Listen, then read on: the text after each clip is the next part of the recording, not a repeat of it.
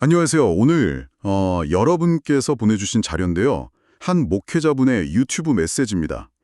핵심 주장이 하나님의 말씀을 글자 그대로 믿지 않으면 저절로 영지주의가 된다. 뭐 이런 내용이에요. 아, 네. 그 영지주의요? 네. 그래서 사도 바울의 후기 사역하고 서신들을 배경으로 이 주장이 어떻게 나오는지 좀 같이 살펴보려고 합니다. 그러니까 이번 분석의 목표는 이 메시지가 말하는 교회관, 또 영지주의에 대한 경고, 그리고 이게 오늘날 우리한테 어떤 의미가 있다고 하는지 그 핵심을 좀 파악해보는 겁니다. 네, 흥미로운 주제네요. 자, 그럼 한번 시작해볼까요? 이 메시지에 따르면요. 사도 바울이 로마 감옥에서 풀려난 다음에 교회가 하나님의 원래 계획대로 바로 서는 것, 그리고 좀 신실한 사람들을 세우는 거, 이걸 제일 시급하게 여겼다고 해요. 네, 그랬다고 하죠. 그런데 그때 교회를 막 흔들던 어떤 큰 흐름들이 있었다면서요? 네, 맞아요. 이 자료가 딱 두 가지를 지적하는데요. 하나는 헬라 철학에 기반을 둔 그 영지주의적인 사상들이에요. 영지주의. 좀 생소할 수도 있는데 네, 간단히 말하면 뭐랄까 예수님의 신성이나 인성, 특히 그 육체로 오셨다는 걸 좀 부정하고 뭔가 비밀스러운 영적 지식, 영지라고 하죠. 그걸 통해 구원을 얻는다. 뭐 이렇게 믿었던 고대 사상 흐름 정도로 볼 수 있어요. 아하, 지식을 통한 구원. 그렇죠.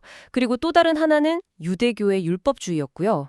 율법주의는 좀 익숙한 개념인데 네, 근데 이 자료가 흥미롭게 보는 지점은 이 둘이 겉보기엔 되게 달라 보이잖아요. 영지주의랑 율법주의. 네, 그렇죠. 근데 결국에는 예수 그리스도가 육신으로 오신 유일한 구원의 길이다. 이 기독교 핵심 진리를 못 믿게 만든다는 점에서는 같다고 분석을 하는 거예요. 아, 뿌리는 같다 뭐 이런 건가요? 네, 결과적으로는 그렇게 본다는 거죠. 그렇군요.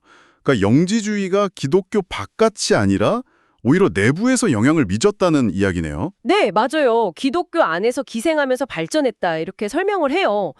그 왜 1945년에 이집트 나그 한마디에서 발견된 문서들 있잖아요. 아, 네, 들어봤어요. 도마복음서 같은 거. 네네. 도마복음서나 유다복음서 같은 콥트어 영지주의 문서들. 이 자료는 그런 것들을 예로 들면서 이게 성경의 권위를 흔들려는 시도랑 연결된다. 이렇게 주장을 하는 거죠. 아, 그리고 뭐 소설 다빈치 코드나 아니면 특정 인물 돌 김영옥 씨 같은 분들의 주장을 언급하면서 이런 것들이 성경이나 역사를 잘 모르는 사람들한테는 혼란을 주고 좀 상상에 기반한 이야기를 진짜처럼 믿게 만들 수 있다. 이렇게 비판을 하고요. 그런 경고를 하는군요. 네. 이 메시지의 관점에서 보면 영지주의의 가장 큰 문제점은 결국 예수 그리스도께서 실제로 우리 같은 육체를 입고 오셨다. 즉 성육신이죠. 이걸 부인하는 데 있다는 거예요. 성욕신, 부정. 네. 그래서 사도 요한도 이 자료에 따르면 요한복음이나 요한서신들에서 예수 그리스도께서 육체로 오신 것을 시인하는 영, 이게 하나님께 속했다. 이렇게 강조하면서 당시에 퍼지던 영지주의 사상에 맞섰다고 설명을 해요. 아, 요한서신에 그런 내용이 있었군요. 네. 시대나 문화는 달라도 예수는 그리스도가 아니다. 특히 육신으로 오신 그리스도가 아니다라고 말하는 모든 시도는 본질적으로 같고 이걸 적그리스도의 영의 활동으로 해석하는 거죠, 이 메시지는. 와, 굉장히 강한 해석인데요. 적그리스도의 영이라? 그렇죠. 네. 근데 이 메시지가 여기서 멈추는 게 아니라 이 영지주의가 그냥 과거의 문제가 아니라고 주장한다면서요? 네, 그게 중요해요. 뭐 2세기쯤에 흥했다가 사라진 게 아니라 계속 이어져서 예를 들면 뉴에이지 운동이라든지 아니면 포스트 모더니즘 시대 이런 걸 통해서 현대 사회에도 여전히 영향을 미치고 있다는 거예요. 뉴에이지나 포스트 모더니즘으로요? 어떻게 연결이 되죠? 그러니까 특히 영화나 드라마 같은 미디어 기술이 엄청 발달했잖아요. 네, 그렇죠. 그러면서 하나님의 존재를 의심하게 만들거나 성경적인 가치를 왜곡하는 그런 사상들이 너무 사실적인 영상으로 막 구현이 되니까 사람들이 자기도 모르게 잠재의식 속에 불신앙이 심어진다. 이렇게 강하게 경고를 하는 거죠. 아, 미디어를 통한 잠재의식 공격. 뭐 이런 느낌이네요. 네, 약간 그런 뉘앙스죠. 심지어는 기독교 안에서 일부 동성애를 옹호하는 움직임 같은 것도 이 자료는 이런 하나님 말씀에 대한 불신이라는 더 큰 맥락 속에서 좀 비판적으로 보고 있더라고요. 아, 그 부분까지도 연결해서 보는군요. 네, 결국 이 메시지가 정말 일관되게 강조하는 건 이거예요. 성경과 역사를 통해서 분명하게 계시된 하나님의 뜻, 그분의 진심, 이걸 굳게 붙잡지 않으면 사람은 자연스럽게 그냥 자기 생각이나 욕망 아니면 그 시대의 흐름에 따라서 하나님을 의심하게 되고 다른 길을 찾게 된다는 거죠. 마치 에덴 동산의 하와처럼요. 그렇죠. 에덴 동산의 하와의 이야기나 아니면 역사 속에 나타난 수많은 우상 숭배 사례들, 이런 것들이 다 그 증거라고 보는 거예요.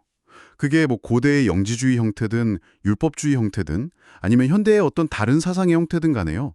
그 뿌리에는 결국 하나님과 그분의 계시에 대한 의심이 있다. 이렇게 분석을 하는 겁니다. 그렇군요. 오늘 살펴본 이 메시지의 핵심 다시 한번 정리하면 명확하네요.